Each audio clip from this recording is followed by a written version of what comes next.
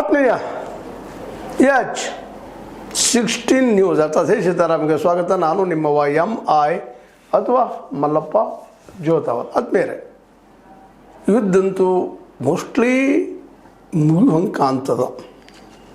ಯಾಕಂದರೆ ಇನ್ನು ಮುಂದುವರೆದ್ರೆ ಎರಡರಾಗ ಒಂದು ನಾಶ ಆಗ್ಬೇಕು. ಒಂದು ಅಮೆರಿಕ, ಇಲ್ಲ ಇರಾನ್, ಹಿಂದಿರುವ ಚೈನಾ. ಈ ಹಂತಕ್ಕೆ ಇವತ್ತು ಬಂದು ನಿಂತು ಬಿಟ್ಟದೆ ಇವತ್ತು. ಮತ್ತು ಮಧ್ಯ ಏಷ್ಯಾ ಅಥವಾ ನಾವು ಕೊಲ್ಲಿ ರಾಷ್ಟ್ರಗಳು ಅಂತ ನಾವು ಕರಿತೀವಿ, ಗಲ್ಫ್ ರಾಷ್ಟ್ರಗಳು ಅಂತ ನಾವು ಕರಿತೀವಿ. ಒಂದು 8, 10, 11, 12 ಇರ್ಬೋದು ಅವೆಲ್ಲ ರಾಷ್ಟ್ರಗಳು. ಅವೆಲ್ಲ ಇವತ್ತು ಈ ಜಗತ್ತಿನ ಶಕ್ತಿ ಕೇಂದ್ರಗಳು. ಎಲ್ಲಿ ಸಾಕಷ್ಟು ಸಿಗ್ತದಲ್ಲ, ಆ ಎಲ್ಲಿಗಾಗಿ ಎಲ್ಲ ಕಾದಾಟ, ಕಚ್ಚಾಟ, ಜಗಳ, ಕೊಲೆ, ಸುಲಿಗೆ. ಇದು ಅಂತಾರಾಷ್ಟ್ರೀಯ ಮಟ್ಟದ ಕೊಲೆ, ಸುಲಿಗೆ. ಯಾರಲ್ಲಿ ಬಂದೂಕದ, ಯಾರಲ್ಲಿ ಗುಂಡದ, ಯಾರಲ್ಲಿ ಮದ್ದದ, ಯಾರು ಬಲಿಷ್ಠ ಅದರ ಅವ್ರದ.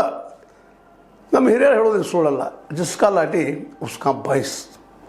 ಈ ರೀತಿಯಾಗಿ ಅಮೆರಿಕ ಇಲ್ಲಿವರೆಗೆ ತನ್ನ ಕೈಯಾಗಿ ಬಡಿ ಹಿಡ್ಕೊಂಡು ಆಟ ಆಡ್ತಾ ಬರ್ತಾಯಿತ್ತು. ಈ ಸಲ ಚೇಂಜ್ ಆಗುವ ಎಲ್ಲ ಲಕ್ಷಣ ಕಾಣ್ತಾ ಇದ್ದವು. ಜಗತ್ತಿಗೆ ಗೊತ್ತಿರಲಿಲ್ಲ ಅಮೆರಿಕಕ್ಕೆ ಇಷ್ಟ ಶಕ್ತಿ ಅಂತೆ ಅದಂತೇಳಿ. ಅದು ಸೂಪರ್ ಪವರ, ನಾವು ಸೋಲ್ಸೋಕ್ಕೆ ಸಾಧ್ಯ ಇಲ್ಲ. ಅದು ಅದಮ್ಯ ಶಕ್ತಿ ಅದ, ಸೈಂಟಿಫಿಕಲಿ ಮುಂದುವರೆದದ. ಇವೆಲ್ಲ ನಮ್ಮಲ್ಲಿ ಇವತ್ತಿಗೂ ಕನಸುಗಳಿದ್ದಾವೆ. ಮತ್ತು ಮುಂದುವರೆದಿರೋ ಸುಳ್ಳೇನಲ್ಲ, ಸತ್ಯ. ನಾವು ಅದ್ರ ಬಗ್ಗೆ ನಾವು ಅಲ್ಲಿಗೆ ಹೇಳಿದಿಲ್ಲ ಅದನ್ನು. ಆದರೆ ಒಂದು ಅಂತಃಶಕ್ತಿ ಅಂತಾರೆ, ಹೋರಾಟ ಶಕ್ತಿ ಅಂತ ಹೇಳ್ತಾರೆ. ಅದು ಅಲ್ಲಿ ಕುಂದಿದ ಅನ್ನೋದು ಇದರಿಂದ ಗೊತ್ತಾಗ್ತದೆ. ಕಾಲಿಷ್ಟ ಅವರು ವ್ಯಾಪಾರಿಗಳು, ಜಗದ ವ್ಯಾಪಾರಿಗಳು. ಈಗ ನೋಡ್ರಿ, ಇರಾನದಲ್ಲೇ ಡು ಆರ್ ಡೈ, ನಾ ರೆಡಿಪ IRGC ಕಳೆದ 50 ವರ್ಷಗಳನ್ನು ತಯಾರಿ ಮಾಡ್ಕೊತ ಬಂದದ್ದು. ಇಂದಿಲ್ಲ ನಾಳೆ ಅಮೆರಿಕ ಜೊತೆ ಒಮ್ಮೆ ಯುದ್ಧ ಆಗೋದಿನ ನಾನು ರೆಡಿ ಇರಬೇಕು. ಮೇಲೆ ಯುದ್ಧಗಳು ಆಗ್ತಾನೆ ಇದ್ದೇವೆ ಅಲ್ಲಿ. ಹೀಗಾಗಿ ಅಲರ್ಟಾಗಿ ಅಲ್ಲೇ IRGC ಅನ್ನುವಂಥ ಒಂದು ಶಕ್ತಿಯನ್ನು ನಿರ್ಮಾಣ ಆಗಿಬಿಟ್ಟದ.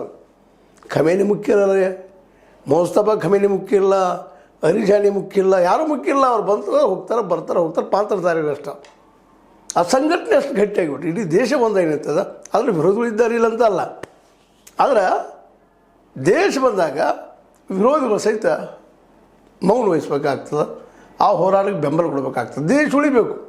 ಆ ದಿಶೆಯಲ್ಲೇ ಒಂದದ ದೇಶ ಇರಾನ್ ಇರುತ್ತೆ. ಅದರಿಂದ ಶಕ್ತಿಶಾಲಿ 2 ರಾಷ್ಟ್ರಗಳು, ಒಂದು ಮೊದಲು ಚೈನಾ, ಇನ್ನೊಂದು ರಷ್ಯಾ. ಚೈನಾಗೆ ಎಣ್ಣೆ ಬೇಕು, ರಷ್ಯಾದ ಗ್ಯಾಸ್ ಸಿಗ್ತದೆ.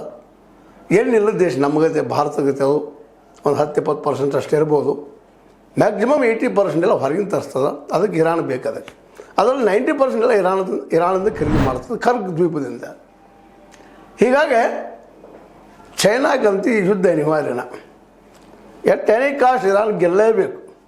ಸೋತ್ರ ಚೈನಾ ಸಹಿತ ನಾಶ ಆಗಿ ಹೋಗ್ತದೆ. ಈ ದಿಶೆಯಲ್ಲಿ ಅಳಿವು ಉಳಿರೋ ಪ್ರಶ್ನೆ ಬಂದಾಗ ಇವತ್ತು ಅಮೇರಿಕ ಅನಿವಾರ್ಯವಾಗಿ ಹಿಂದೆ ಸರಿಯುವಂಥದ್ದು. 10 ದಿವಸ 20 ದಿವಸ ಸೀಸ್ ಫೈರ್ ಮುಂದೆ ಮಾಡ್ತಾ ಹೊರಟದ, ಯುದ್ಧ ವಿರಾಮ ಮಾಡ್ತಾ ಹೊರಟದ. ಅವ್ರಿಗೆ ಗೊತ್ತಾಗಿದೆ ನಾವು ಗೆಲ್ಲಕ್ಕೆ ಸಾಧ್ಯ ಇಲ್ಲ, ಇದು ಅಸಾಧ್ಯದ. ಅದರಲ್ಲೂ ಮುಖ್ಯವಾಗಿ ಮಧ್ಯ ಏಷ್ಯಾದ ಕೊಲ್ಲಿ ರಾಷ್ಟ್ರಗಳು, ಅರಬ್ ರಾಷ್ಟ್ರಗಳೆಲ್ಲ ಅವ್ರಿಗೆ ಮನವರಿಕೆ ಆಗ್ಯದ. ಅಮೆರಿಕದಿಂದ ನಮ್ಮ ರಕ್ಷಣೆ ಆಗಲಿಕ್ಕೆ ಸಾಧ್ಯ ಇಲ್ಲ.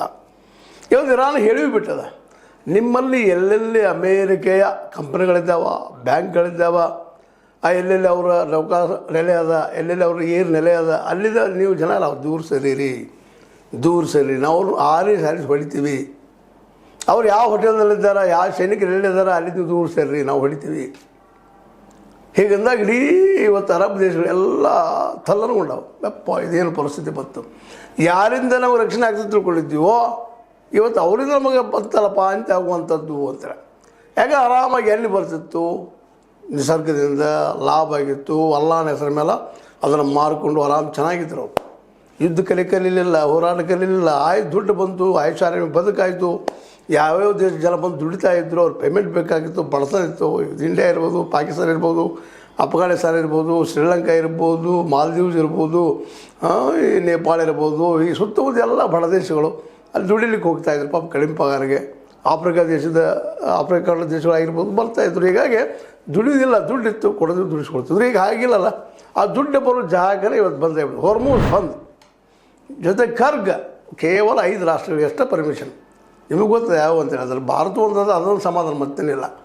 ಹೀಗಾಗಿ ಇಡೀ ವಿಶ್ವದ ಮೇಲೆ ಇವತ್ತು ಎಣ್ಣೆ ಮೇಲೆ ಕಬ್ಜಾ ಇರಾನ್ ಮತ್ತು ರಷ್ಯಾ ಮತ್ತು ಚೈನಾ ಹಿಡ್ಕೊಂಡಿದ್ದ ಇವತ್ತು ನಿಶ್ಚಿತ ಆಗಿದೆ. ಯಾಕಂದ್ರೆ ಇದನ್ನು ಕಸ್ಕೋಬೇಕಾಗಿತ್ತಂದ್ರೆ ಅಮೇರಿಕ ಮುಂದಿರುವಂಥ ಒಂದು ಆಪ್ಷನ್ ಯುದ್ಧ ಅದು ಬಿಟ್ಟು ಮತ್ತೊಂದಿಲ್ಲ. ಯುದ್ಧ ಮಾಡುವಂಥದ್ದು ಸಾಧ್ಯದನ? ಯಾಕಂದ್ರೆ ಈಗಾಗಲೇ ಹೊರ್ಮುಜ್ ಏನದ ಆ ಒಂದು ಜಲಸಂಧಿ ಹಾದಿ ಕೇವಲ 5 ರಾಷ್ಟ್ರ ಅಷ್ಟೇ ಉಳಿದವ್ರು ಬಂದು. ಹೀಗಾಗಿ ಅರಬ್ ದೇಶದ ಎಲ್ಲಿ ಸಹಿತ ಹೊರಗೆ ಹೋಗ್ತಾ ಇಲ್ಲ. ಅವು ಆರ್ಥಿಕವಾಗಿ $1 ಟ್ರಿಲಿಯನ್ ಗಟ್ಟಲೆ ಮಾರ್ತಾಯಿದ್ರು ಅವರು. $1 ಟ್ರಿಲಿಯನ್ ಗಟ್ಟಲೆ. ಇವತ್ತು ಯಾವ ಟ್ರಿಲಿಯನ್ ಇಲ್ಲ, ಬಿಲಿಯನ್ ಇಲ್ಲ, ಬಂದಾಗಿಬಿಟ್ಟೆ. ಇವತ್ತು ಚಡ್ಪಡಿಸ್ತಾ ಇದ್ದಾರೆ. ನೀರಿನಿಂದ ಮೀನ ಹೊರಗೆ ತೆಗೆದು ಹೋದಂಗಾಗಿದೆ ಪರಿಸ್ಥಿತಿ. ಹೀಗಾಗಿ ಅವರು ಇವತ್ತು ಅಮೆರಿಕ ದೋಸ್ತಿ ಸಾಕಪ್ಪ ಅಂತಾರೆ. ಮತ್ತು ಯುರೋಪ್ ದೇಶಗಳು ಅವು ಮೊದಲಿಂದ ವ್ಯಾಪಾರಿ ದೇಶಗಳು ಅವರೆಲ್ಲ. ಅಮೆರಿಕ ಅವ್ರ ಜೊತೆಗೆ ಮೋಸ ಮಾಡಿತು ಅನ್ನೋದು ಅವ್ರಿಗೆ ಕನ್ಫರ್ಮ್ ಆಗಿಬಿಡ್ತು. ಯಾಕಂದ್ರೆ ನ್ಯಾಟೋ ಯಾವಾಗ ಗ್ರೀನ್ಲ್ಯಾಂಡ್ ಕಸ್ಕೋಬೇಕಂತ ಹೊಳಿತು ಅಮೆರಿಕ ಇದ್ದಿದ್ದು ಜಗದ ಡಿಕ್ಟೇಟರ್. ಈ ಮನುಷ್ಯ ಪ್ರಜಾಪ್ರಭುತ್ವವಾದಿ ಅಲ್ಲ, ಕೇವಲ ಅಮೆರಿಕಾದವ್ರು ಮಾತ್ರ ಉಳಿಸೋಕೆ ಹೊರಟಿದ್ದಾನೆ. ನಾಳೆ ಅಮೆರಿಕಾದವ್ರು ಸಹಿತ ಉಳಿಸೋದಿಲ್ಲ ಈ ಮನುಷ್ಯ ಅಂತೇಳಿ ಅವನಿಗೆ ದೂರು ಸರದು. ಇವತ್ತು ಅಮೆರಿಕ ಟ್ರಂಪ್ ಇಡೀ ವಿಶ್ವದಲ್ಲಿ ಏಕಾಂಗಿ. ಯಾಕೆ ಏಕಾಂಗಿ ಅಂತಂದ್ರೆ ಉಳಿದ ಯಾವ ದೇಶಗಳು ಅವ್ನು ಸಪೋರ್ಟ್ ಮಾಡಲಿಲ್ಲ, ಮಾಡಲಿಕ್ಕೆ ಹೋಗಲಿಲ್ಲ. ಹೀಗಾಗಿ ಇವತ್ತು ಅವ್ರ ಮುಂದಿರುವಂಥ ಒಂದು ಹಾದಿ ಯುದ್ಧ ಮಾಡೋದು, ಇಲ್ಲ ಯುದ್ಧದಿಂದ ಕಾಲು ತೆಗೆದು ಆ ಕೆಲಸ ಇವತ್ತು ಮಾಡ್ತಾಯಿದ್ದಾರೆ. ಯುದ್ಧ ಮಾಡಿ ಅಮೆರಿಕದಲ್ಲಿ ಆ್ಯಂಟಿ ಹೀರೋ ಆಗಿ ಹಳ್ಳಿ ಜನರಿಂದ ಮತ್ತೆ ಹೀರೋ ಆಗಿ ಹೋಗಿದ್ದರು. ಈಗಾಗಲೇ ಚುನಾವಣೆಯಲ್ಲಿ ಸೋಲಿಸುತ್ತಾ ಇಲ್ಲ, ಅಮೆರಿಕದಲ್ಲಿ ಮಾಡ್ತಾ ಇದ್ದಾರೆ ಸುದ್ದಿಗಳು ಸಹಿತಿದ್ದಾವೆ. ಹೀಗಾಗಿ ಅಮೆರಿಕ ಇದು ಹಿಂಸರಿಯುವಂಥ ಎಲ್ಲ ಪ್ರಯತ್ನ ಮಾಡಲಿಕ್ಕತ್ತದ. ಈ ದಿಶೆಯಲ್ಲಿ ಅಮೆರಿಕ ಶಕ್ತಿ ಕಡಿಮೆ ಆಗಿದೆ. ಈಗ ಒಂದು ಕಾಲಕ್ಕೆ ಇಸ್ರೇಲ್ ಇದ್ದಿದ್ದು ಗ್ರೇಟರ್ ಇಸ್ರೇಲ್ ಆಗಿ ಇಡೀ ಒಂದು ಭಾಗವನ್ನು ತನ್ನ ಕಬ್ಜೆಗೆ ತಗೋದು ಮಾಡಿತ್ತು. ಇವತ್ತು ಅದರ ಕೆಲಸವನ್ನು ಇರಾನ್ ಮಾಡಲಿಕ್ಕತ್ತದ. ಅಲ್ಲಿ ಒಂದೇ ಗಮನಿಸಬೇಕಾಗಿದ್ದೇನಪ್ಪ ಅಂದ್ರೆ ಇಡೀ ವಿಶ್ವದ ಜನ ಇನ್ಯಾರನ್ನೂ ಅಮೆರಿಕದಲ್ಲಿ ಬೆಳೆಸ್ಲಿಕ್ಕೆ ಹೋಗಿದ್ರು. ತಮ್ಮ ಸ್ವಂತ ನಾಣ್ಯವನ್ನು, ತಮ್ಮ ಸ್ವಂತ ದುಡ್ಡನ್ನು, ತಮ್ಮ ವ್ಯವಹಾರಗಳನ್ನು ತಾವೇ ಮಾಡ್ಕೊಂಡು ಹೋಗುವಂಥ ಒಂದು ವ್ಯವಸ್ಥೆಯನ್ನು ಮಾಡ್ಕೋಬೇಕಾಗಿದೆ. ಇವತ್ತು ಇರಾನ್ ಅದ ಅರಬ್ ದೇಶಗಳು ಹೇಳ್ತಾ ಇದ್ದಾರೆ, ನಿಮ್ಮ ಶೈಲಿ ನೀವು ತಯಾರು ಮಾಡಿಕೊಡ್ರಿ, ಇನ್ನೊಬ್ಬರನ್ನೇ ಕರೆಸ್ತಾ ಇದ್ದೀರಿ ಅಂತೇಳಿ. ಅಂದರೆ ಇದರ ಅರ್ಥ ನೀವು ಎದ್ದು ನಿಲ್ಲರಿ, ಯಾರಿಂದ ಬೇಕಾಗಿಲ್ಲ ಅಂತೇಳಿ. ಮತ್ತು ಇಸ್ರೇಲನ್ನು ಪೂರ್ತಿಯಾಗಿ ನಾಶ ಮಾಡೇ ಬಿಡಬೇಕು ಅನ್ನುವಂಥ ಹಂತಕ್ಕೆ ಬಂದಿತ್ತಿದ್ದಾರೆ ಅನ್ನೋದು ಸಹ ನಿಮ್ಗೆ ಗೊತ್ತದ. ಅಮೆರಿಕ ಏನೋ ಪ್ಲ್ಯಾನ್ ಮಾಡಿತ್ತು, ಕೊನೆ ಹಂತದವರೆಗೆ ಸೈನ್ಯ ಬಿಡಬೇಕು, ಖರ್ಗ್ ದ್ವೀಪನ ಕಸ್ಕೊಂಡ್ರೆ ಇರಾನ್ ಸರೆಂಡರ್ ಆಗ್ತದೆ ಅಂತೇಳಿ. ಈಗಾಗಲೇ 10 ಲಕ್ಷಕ್ಕೂ ಮಿಕ್ಕಿ ಸೈನ್ಯವನ್ನಲ್ಲಿ ಏನು ಡಿಪ್ಲಾಯ್ಡ್ ಮಾಡಿದ್ದಾರೆ, ನಿಲ್ಲಿಸಿದ್ದಾರೆ ಅನ್ನುವಂಥ ಸುದ್ದಿಗಳು ಬಂದು, ಜೊತೆಗೆ ಆ ಖರ್ಗ್ ದ್ವೀಪ ಸುತ್ತಮುತ್ತ ಎಲ್ಲನೂ ಒಂದು ಸಣ್ಣ ಒಂದು ನಾವೇನಂತೀವಿ ಮಾಸ್ಕಿಟೋ ಅಲ್ಲಿ ಸಹಿತ ಹೋಗೋದಾಗ ಮಾಡ್ಕೊಂಡ್ಬಿಟ್ಟಿದ್ದಾರೆ. ವೈರಿ ದೇಶದ್ದು ಅನ್ನೋ ಮಟ್ಟಿಗೆ ಸ್ಟ್ರಿಕ್ಟ್ ಮಾಡ್ಕೊಂಡಿದ್ದಾರೆ. ನೀರಿನಿಂದ ಹೋಗುವಾಗಿಲ್ಲ, ಗಾಳಿಯಿಂದ ಬರುವಂಗಿಲ್ಲ, ವಾಯು ಮೂಲಕ ಮುಂದೆ ಅದೇ ಕಾಲಕ್ಕೆ ಭೂಮಿ ಮೇಲೆ ಬರುವಾಗಿಲ್ಲ. ಭೂಮಿ ಮೇಲೆ ಶನಿಗೆ 10 ಲಕ್ಷಕ್ಕೆ ಮಿಕ್ಕಿದ್ದಾರೆ ಅನ್ನೋಂಥ ಸುದ್ದಿಗಳು ಬರ್ತಾ ಇದ್ದಾವೆ. ಎಲ್ಲದಕ್ಕೂ ನೋಡಿ ಪಾಪ ಅಂತ ಹೇಳ್ತಾ ಇದ್ದಾರೆ. ಇದಕ್ಕೆಲ್ಲ ಶಸ್ತ್ರಾಸ್ತ್ರಗಳನ್ನ ಇವತ್ತು ಚೈನಾ ಕೊಡ್ತಾ ಇದೆ ಅಂತ ತೊಗೊಂಡು ಇವತ್ತು ಹೋರಾಟ ಮಾಡ್ತಾರೆ. ಒಂದು ಕಾಲಕ್ಕೆ ಇದೇ ಅಮೆರಿಕ ಆಗಿರ್ಬೋದು, ಯುರೋಪ್ ದೇಶಗಳಾಗಿರ್ಬೋದು, ಇಸ್ರೇಲ್ಗೆ ಶಸ್ತ್ರಾಸ್ತ್ರ ಕೊಡ್ತಾಯಿದ್ರು, ಇಸ್ರೇಲ್ಗೆ ಟೆಕ್ನಿಕಲಿ ಎಲ್ಲ ಹೆಲ್ಪ್ ಮಾಡ್ತಾಯಿದ್ರು. ಹೀಗಾಗಿ ಅರಬ್ ದೇಶಗಳ ಮಧ್ಯದಲ್ಲಿ ಒಂದು ಸಿಂಹ ಅನ್ನೋಂಗೆ ಉಳಿದ್ಬಿಟ್ಟಿದ್ದು. ಇವತ್ತು ಆ ಸಿಂಹದ ಪಾತ್ರ ಮುಗಿದು ಹೋಗ್ಯದ, ಅದು ನರೀಪ ಅನ್ನೋದು ಗೊತ್ತಾಗ್ತಾ ಇದೆ. ಯಾಕಂದರೆ ಈ ಸ್ವತಃ ಇಲ್ಲೇ ಸಿಂಹಗಳು ಹುಟ್ಕೊಂಡಾಗ ವೀಕ್ ಆಗಲಿಕ್ಕೆ. ಹೀಗಾಗಿ ಇವತ್ತಿನ ಅರಬ್ ದೇಶಗಳೆಲ್ಲ ಪೂರ್ಣ ಪ್ರಮಾಣದಲ್ಲಿ ಒಟ್ಟಾರೆಯಾಗಿ ಅಮೆರಿಕೆಯ ಸಂಘದ ದೂರ ಬರ್ತಾ, ಜೊತೆಗೆ ಈ ಒಂದು ರಷ್ಯಾ ಚೈನಾ ಜೊತೆ ಸಂಬಂಧ ಮಾಡೋ ಜೊತೆಗೆ ಯುರೋಪಿಯನ್ ಯೂನಿಯನ್ ಜೊತೆಗೂ ಸಂಬಂಧ ಮಾಡಿಕೊಂಡು ಇಲ್ಲಿ ನಮ್ಮಲ್ಲಿರುವಂಥ ಆಯಿಲನ್ನು ಮಾರಿಕೊಂಡು ಆರಾಮಿರಬೇಕು ಅನ್ನುವಂಥ ನಿರ್ಧಾರಕ್ಕೆ ಬರ್ತಾ ಇದ್ದಾರೆ. ಅಮೇರಿಕ ಸಹವಾಸ ಸಾಕಪ್ಪ ಅನ್ನುವಂಥ ಸ್ಥಿತಿಗೆ ಬಂದು ನಿಂತಿದ್ದಾರೆ. ಯಾಕಂದ್ರೆ ಅವರೆಲ್ಲ ನೆಲೆಗಳಲ್ಲಿ ಈಗ ಒಂದು 4-5 ದಿನ ಉಳಿದವಂತ ಸುದ್ದಿಗಳಿದ್ದಾವೆ, ಅವುಗಳನ್ನು ಸಹಿತ ಕಿತ್ತು ಹಾಕುವಂಥ ಪ್ರಯತ್ನ ಮಾಡ್ತಾ ಇದ್ದಾರೆ ಅಮೇರಿಕದ್ದು. ಬಟ್ ಅಮೇರಿಕೆಯ ನೆಲೆಗಳು ಅರಬ್ ಅಥವಾ ಕೊಲ್ಲಿ ರಾಷ್ಟ್ರಗಳಿಗೆ ಕಾಣಕೂಡು ಅನ್ನುವಂಥ ಫರ್ಮಾನು ಹೊಡಿಸಿಬಿಟ್ಟಿದ್ದಾರೆ ಇರಾನಿಗರು. ಅದು ಬೆನ್ನು ಹತ್ತಿದ್ದಾರೆ. ಅದರಲ್ಲೂ IRGC ಅನ್ನುವಂಥ ಒಂದು ಇದು ಸಂಘಟನೆ ಇದೆ.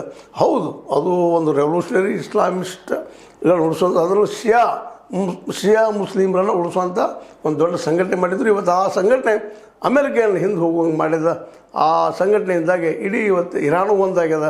ಆ ನೆಲೆಗಟ್ಟಿನಲ್ಲೇ ಇವತ್ತು ಇದರ ಹಿಂದೆ ಇವತ್ತು ಚೈನಾನು ಬಂದಿತ್ತು. ಎಲ್ಲರೂ ಎನ್ಮೇರದ ರಷ್ಯಾಕ್ಕೆ ಒಂದು ಸಂಘಟನೆ ಬೇಕಾಗ್ಯದ.